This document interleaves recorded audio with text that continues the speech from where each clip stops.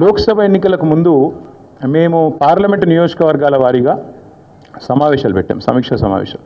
ఇక్కడ అసెంబ్లీలో ఓడిపోయాము, ఎట్లా ముందుకు పోవాలని చెప్పి దాదాపు 17 రోజుల పాటు మీరందరూ చూశారు. ఇక్కడే వేల మంది కార్యకర్తలతో కూర్చొని దాదాపు 7, 8, 9, 10 గంటలు వారితో చర్చించాం. ఆ ప్రాసెస్లో చాలామంది డైరెక్ట్గా మైకులో మాట్లాడిన వాళ్ళు ఉన్నారు, కొంతమంది చిట్టీల మీద రాసిచ్చిన వాళ్ళు ఉన్నారు, కొంతమంది కేసీఆర్ గారికి ఉత్తరం అందించండి అని చెప్పి ఉత్తరాలు ఇచ్చిన వాళ్ళు ఉన్నారు.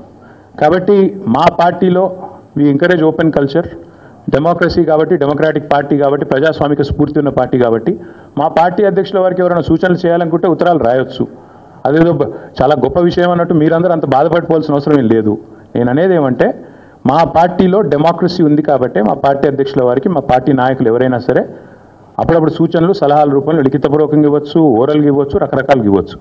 అట్లాగే నేను ఒక మాట మాత్రం చెప్తాను, మనం ఎవరైనా సరే పార్టీలో ఏ హోదాలో ఉన్నా కొన్ని విషయాలు అంతర్గతంగా మాట్లాడాల్సిన విషయాలు అంతర్గతంగా మాట్లాడితేనే బాగుంటుంది. పార్టీ ఫోరమ్స్ ఉన్నాయి, అధ్యక్షుల వారితో కలిసే అవకాశం ఉంది, లేదా ఆఫీస్ బేరర్స్ ఉన్నారు, కలిసి చెప్పుకునే అవకాశం ఉంది. కాబట్టి అంతర్గతంగానే కొన్ని విషయాలు మాట్లాడితే బాగుంటుంది. అది అందరికీ వర్తిస్తుంది, వీళ్ళకి వాళ్ళకని కాదు, అందరికీ వర్తిస్తుంది. తప్పకుండా ఎవరమైనా ఒకటే, ఈ పార్టీలో అందరం కార్యకర్తలమే.